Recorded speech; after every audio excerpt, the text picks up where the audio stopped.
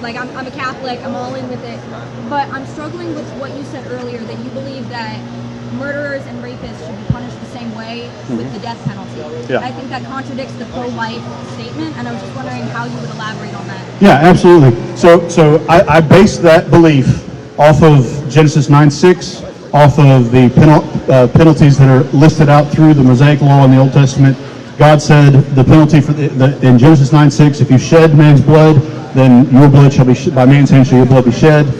He instituted that as the penalty for murder, for rape, and so when I say that, I'm basing that first and foremost off of my understanding of the Scripture, and secondly, I don't believe that being pro-death penalty, which is what that is, being pro-death penalty against murderers, rapists, people that commit capital crimes, is in conflict with the pro-life viewpoint.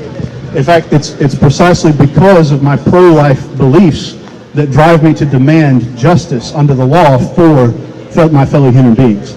So the Bible talks about promoting justice for the fatherless. It says it many times throughout Proverbs. Isaiah has a lot to say about it. He says it specifically, he says it to the magistrate, he says it to those who write laws, to stop writing legislation and laws that make prey of the fatherless. We're constantly given that standard throughout Scripture.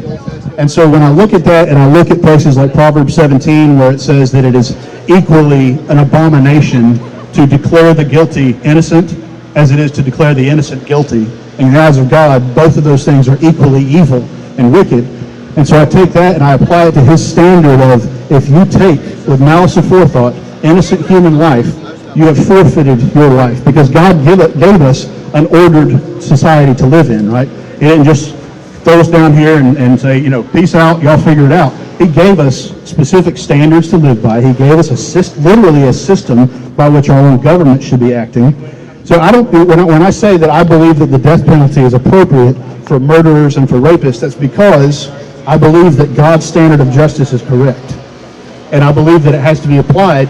The sort of caveat, not really caveat, but the qualifier to that is that it must be applied in conjunction with what Scripture says. For example, I should not go and hunt down murderers and rapists and kill them myself, right? That would be unjust. That's not my role. My responsibility is laid out in Scripture. I'm the individual. The magistrate, however, in accordance with most of Exodus and Romans chapter 13, they have a responsibility Paul says in Romans 13, to wield the sword of justice, to wield it and to not wield it in vain, and to be a terror to the evildoer. Why do I want to implement something as strong as the death penalty? Is it because I want to kill women? Of course not. It's because I want justice to be established both for the victim, and I want to have a law that deters murderers, right? If the penalty for murder is that you have to pay a $20 fine, are people going to stop committing murder? No, but that isn't the current. Well, it's just not. That's an extreme example. But like if that's the penalty, like if there's no real penalty for it, there's no law, right? If the law says you can't murder people, but we're not really going to do anything to you if you do, is that really a law? Does it really carry any weight at all? I do think that life in prison is a hefty punishment for someone to serve. Yeah. So I would say that there's nothing in Scripture that allows for such a cruel punishment.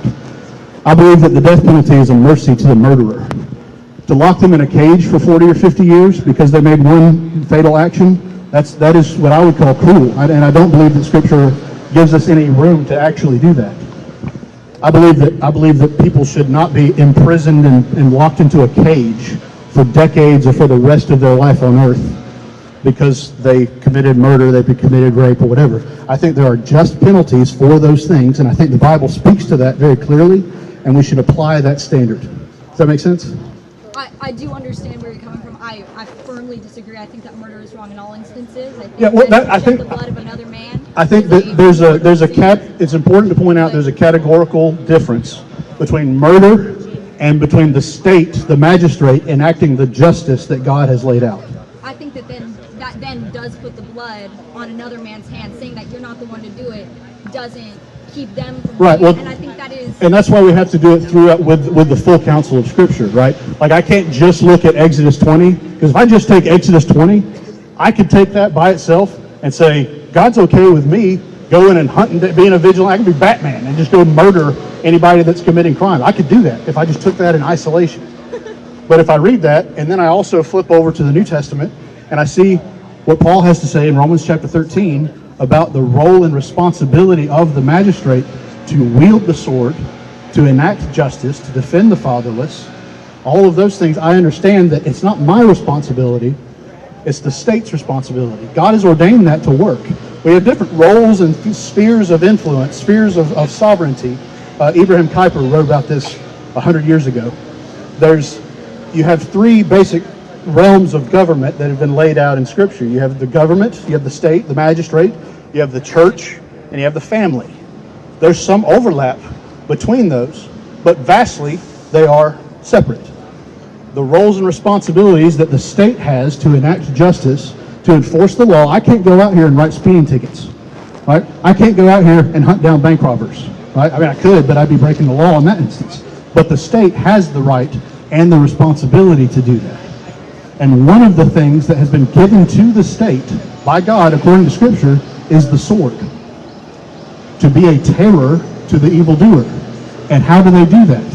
How are you a terror to the evildoer unless you enact a harsh, just, solid consequence for committing crimes? If you murder, you forfeit your life and the state will take your life. That's a good deterrent for murdering.